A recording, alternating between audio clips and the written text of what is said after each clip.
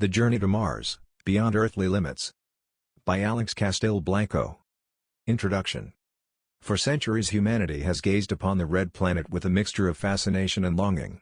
We have imagined the day when we would either be invaded by its inhabitants or when human beings would set foot upon its dusty surface. In The Journey to Mars, Beyond Earthly Limits, by Alex Castilblanco, we embark on an epic space adventure following the brave crew of the first crewed mission to Mars as they push the boundaries of human exploration.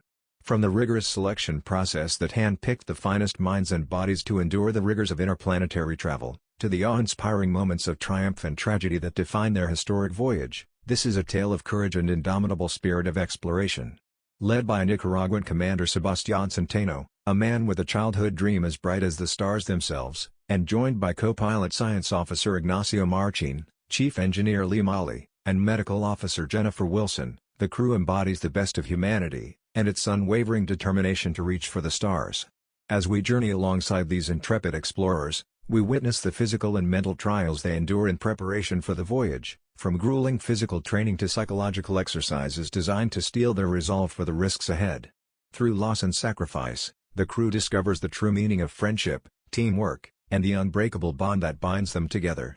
The Journey to Mars, Beyond Earthly Limits is more than just a story of space exploration. It is a testament to the resilience of the human spirit and the power of unity in the face of adversity.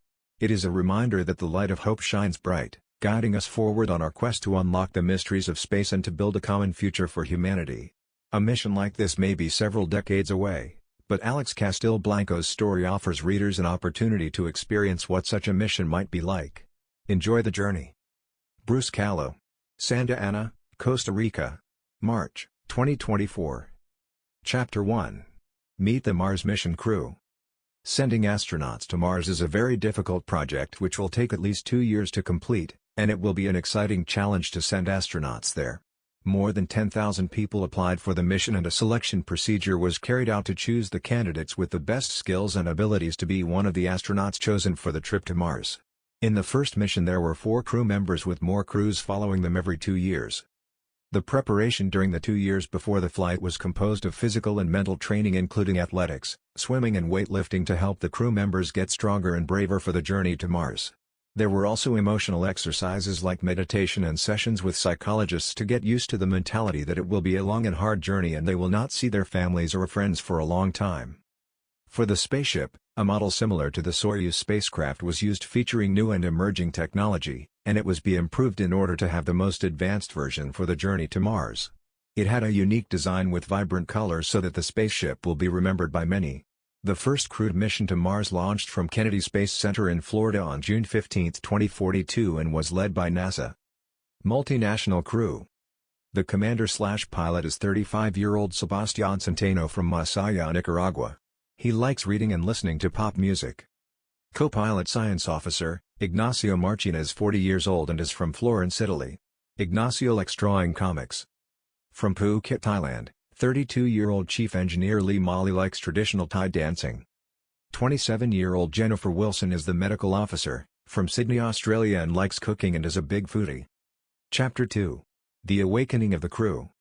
On March 26, 2032, NASA opened registration for those who want to be part of the crew that will travel to Mars. An entire selection process was carried out to choose the 30 best applicants for the mission from the 10,000 applicants. These 30 candidates had the best health, physical performance and strongest mental stability.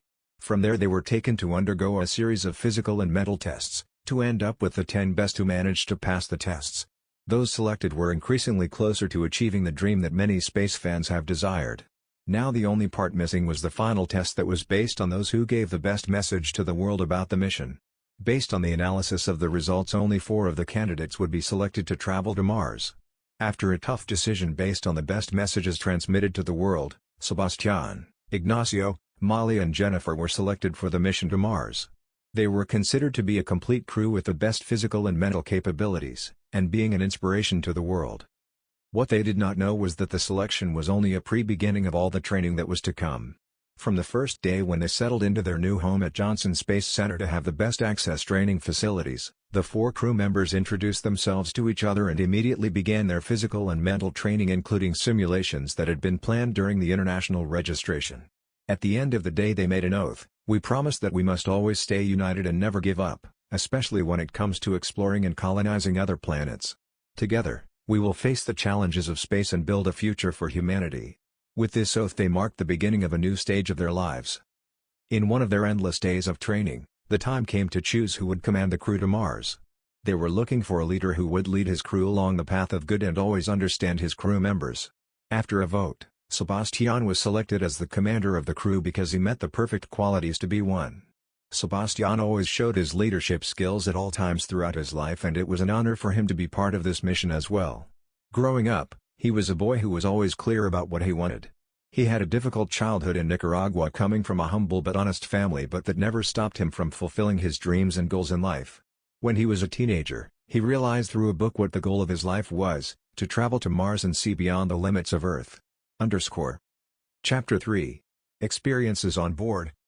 The training room echoed with the sound of the trainer's instructions. "Come on, 5 more. If you want to accomplish your mission, you must try harder." The pressure and stress in the atmosphere was mounting, but there was still time to complete the training.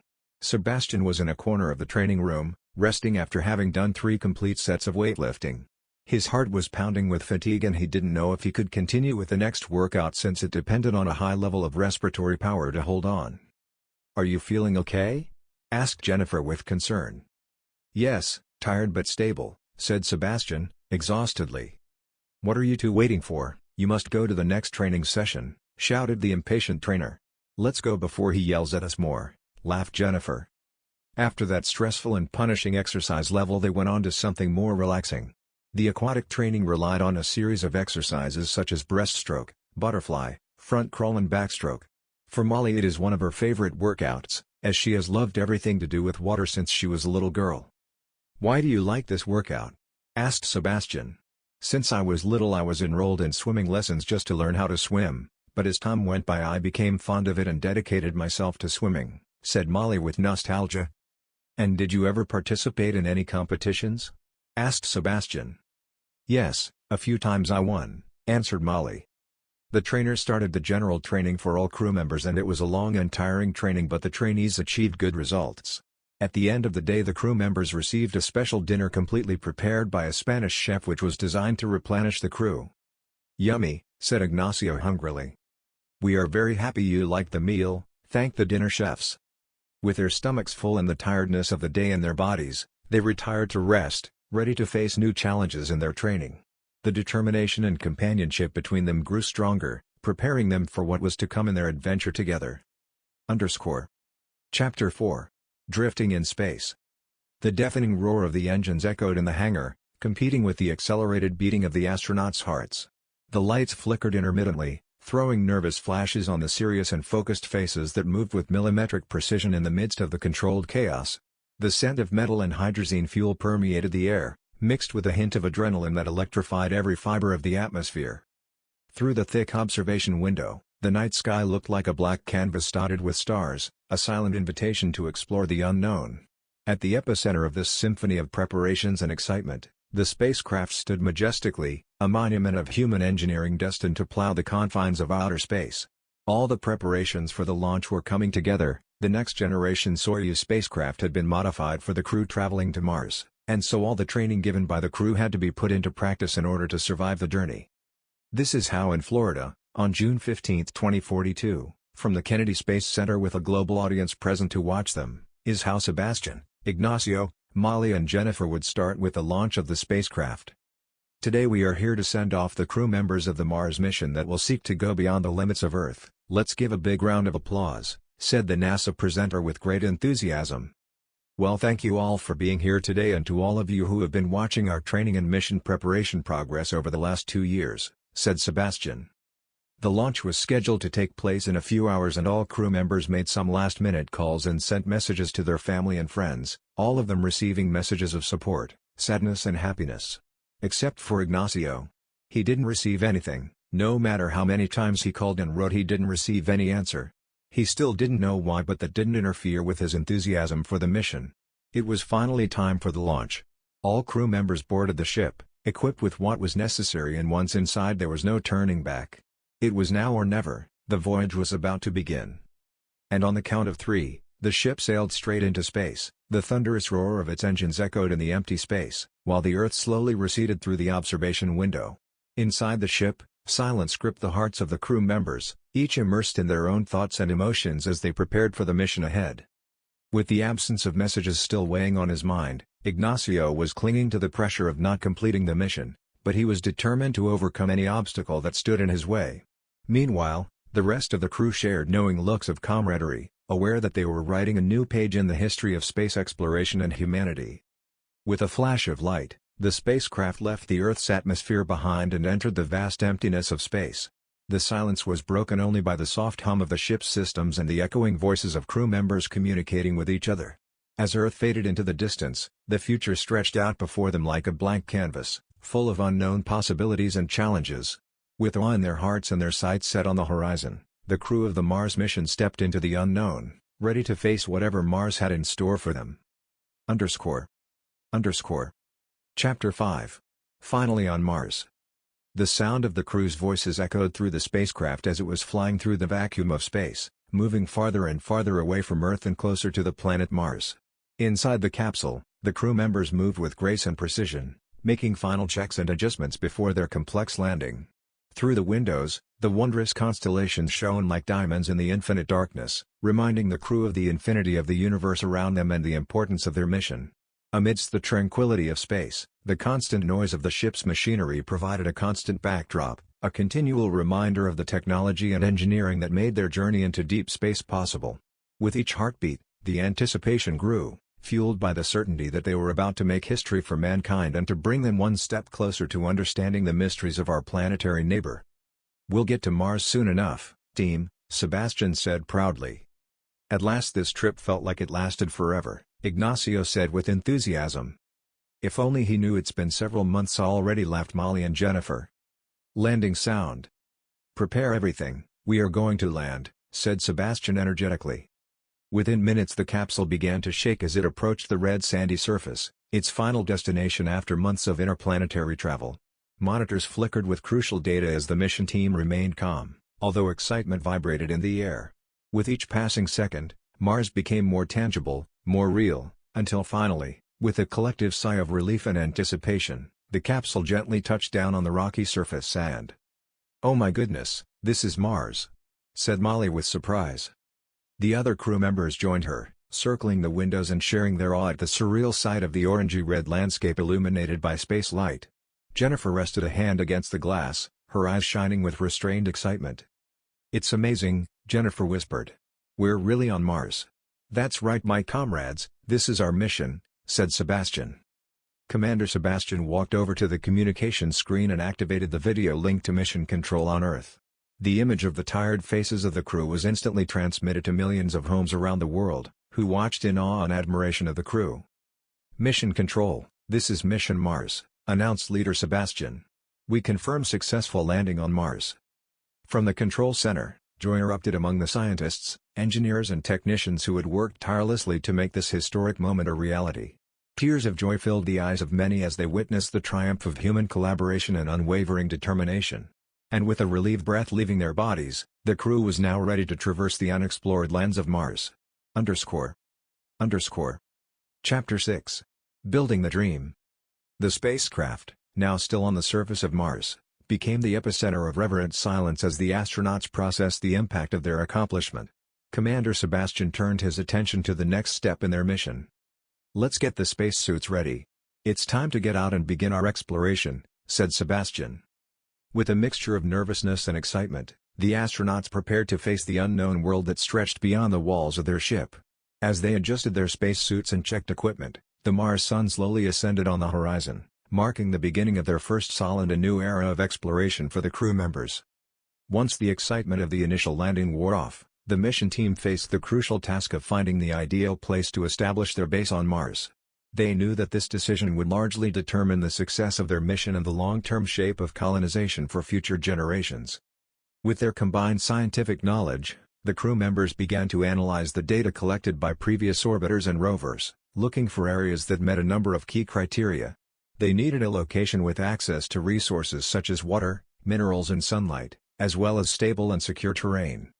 After days of exhaustive analysis, they finally identified several promising sites. One was a crater, with evidence of ancient riverbeds suggesting the past presence of liquid water. Another was a vast, flat plain, ideal for the installation of solar panels and other equipment. The crew prepared to conduct ground reconnaissance missions, using robotic vehicles to investigate each site in detail. For weeks, they roamed the Mars landscape, taking soil samples, analyzing atmospheric composition and assessing local geology. Finally, after careful investigation, the crew made a decision: they would establish their base in the crater. Despite the challenges it presented, such as rugged topography and possible scarcity of resources, they believed it offered the best opportunity for scientific research and the growth of future colonization. With the installation site decided, the team began planning the next steps. Building the base would be a monumental challenge, but they were ready to meet it with determination and creativity. They knew they were at the peak of a new era of exploration and discovery, and they were eager to get started. Day after day spent on the Red Planet, the crew's vision took shape before their eyes, an inspiring expedition that represented not only a historic achievement, but also a symbol of human perseverance and exploration of the beyond. Finally, with a last research sample and review completed, the base was ready to take everything collected back to Earth. With hearts full of excitement and happiness, the crew prepared to take the penultimate step in this mission, and that was to return to Earth, to their precious home. Chapter 7. Goodbye Under the Red Sky. A heavy accumulation of dust in the air was the send-off from Mars to the crew members on their last day on the planet. They prepared everything for the return takeoff, but as a last memory of this trip they went to look for one of the polar caps belonging to Mars. It was a discovery because it took them a long way to get there, and for them it was a spectacle to see snow where everything was normally red sand. "Look at that, it's snow," said Molly with surprise. "Let's take a closer look," said Ignacio cheerfully. The whole crew was delighted with the wonder of this planet. They still didn't want to say goodbye to it, but in their hearts they knew that they were going to be there again sometime. Soon it was time to return to make the official liftoff on their way back to Earth, but before that the crew sat down as the united team they have been for so long, and they began to remember all the moments experienced between them. They began to laugh and cry about it, and they will carry these moments in their hearts for all of their lives. "Come on friends, let's go now," said Commander Sebastian. On the way back, the area began to become different. The wind became more tense and there was more sand everywhere. When they turned around, they noticed the presence of a large tornado that was approaching the area where their installation was located. Sebastian, Molly and Jennifer began to walk faster to reach the base, but Ignacio had an obstacle in his way. The tornado had thrown stones on the road which made him stumble and fall in the moving sand. "Ignacio, what are you doing lying there? Get up and get out of there," said Sebastian over the communication channel. "Sebastian, I can't move my leg," said Ignacio in pain. "Wait, I'll come and get you," said Sebastian quickly. Sebastian ran out of the base looking for Ignacio to take him back. What Sebastian didn't realize was that the tornado was rapidly closing in on Ignacio. "Ignacio, I'm coming," shouted Sebastian. "Don't try, Sebastian, there's no point in risking your life," said Ignacio to Sebastian. "Please don't say that," said Sebastian. Sebastian ran with all his strength to get to Ignacio, but "It was an honor to accompany you on this journey, my commander." Before Sebastian's eyes, he saw how the tornado took his friend with it, and it was the last time Sebastian saw Ignacio. "I can't see anything with all this sand flying around," said Molly. "Me neither," Molly replied Jennifer. In the distance and on the edge of the sandstorm, Sebastian appeared. "Oh look, here comes Sebastian, but he's coming alone?" said Jennifer confusedly. Sebastian entered the base with his head down. "What happened, Sebastian? Where is Ignacio?" asked Molly with great confusion. "Ladies, Ignacio is no longer with us," said Sebastian with a cracked voice. The whole atmosphere was filled with sadness, and the entire crew gathered to embrace and mourn Ignacio's death. His absence left a devastating void within them, reminding them how fragile life was even amidst the grandeur of space. Memories of Ignacio flooded their minds. Remembering that promise they had made together as they began this daring adventure. They promised that they would always stay united and never give up, especially when it comes to exploring and colonizing other planets. Together, they will face the challenges of space and build a future for humanity. The loss of Ignacio only reinforced their commitment to that promise, a bond that would transcend time and space. With grief in their hearts, the crew took a moment to honor the memory of their brave crewmate. They vowed to keep his spirit alive and carry on his legacy, carrying with them not only his memories, but also the love and friendship they had shared with him. Rest in peace, Ignacio. You will always be with us, Molly murmured, her voice cracking with sadness. Thus, with Ignacio's legacy as a traveling companion, the crew prepared to depart for their home on Earth, carrying with them the strength of their union and the memory of their friend they had already lost along the way. Chapter 8. The Last Sigh. With the echo of the space engines resounding in the vast silence of the cosmos, the spacecraft lifted off for Earth. On board, the crew prepared for the intriguing voyage home. While on Earth, anticipation was at its peak. In cities around the world, crowds gathered in squares and parks, gazing skyward with hope and anticipation, waiting for the moment when the familiar silhouette of the spacecraft would appear in the distant blue sky. On the ship the crew members were still grieving the loss of their friend, but they knew in their hearts that they had to carry on to the end of the mission. "We'll be there soon, ladies, we'll soon see our families and friends again," Sebastian said to lighten the mood. "That's the good thing, I'll finally see everyone after so long," said Jennifer with excitement. With a soft sound, the spacecraft descended through the Earth's atmosphere, leaving the emptiness of outer space behind. As it neared its final destination, emotions on board intensified. Crew members' hearts pounded with anticipation of their reunion with their families. Finally, with a soft landing, the ship touched down. A roar of joy erupted among the crew as the doors slowly opened. Tears of joy filled the eyes of the astronauts as they embraced their loved ones, who had waited patiently during their interplanetary journey. Several people from different parts of the world invaded the press conference area, eager to hear firsthand the crew's extraordinary experience on Mars. Microphones in hand, the journalists bombarded the astronauts with questions about their discoveries, challenges and the significance of their mission. The astronauts who were in the quarantine area answered the questions on a huge screen. How was the trip to Mars? Did you land well on Mars? What did you see on Mars? However, amidst the applause and camera flashes, one question lingered in everyone's mind. Where is the fourth crew member? Solemnly, the crew members explained how their friend had not been able to complete the mission with them because of difficulties on Mars. He did not want to risk the lives of others for his own. Ignacio Marcini wanted his crewmates to return safely to Earth and carry with them the determination and dedication he had given for Mars and for which he had given his life. The press conference became an emotional tribute to courage and team spirit, as the world watched with respect and admiration. Although one member was physically missing, his spirit lived on in every word spoken and in every accomplishment achieved on Mars. At the end, as the sun set over the horizon, the crew met one last time together in the glowing twilight. "Wow, what a beautiful sunset," said Jennifer in admiration. "You're right, it is very pretty," said Molly also with admiration. But there was something that shone brighter than that. It was the friendship and sacrifice they carried in their hearts, knowing that they had ventured beyond earthly limits.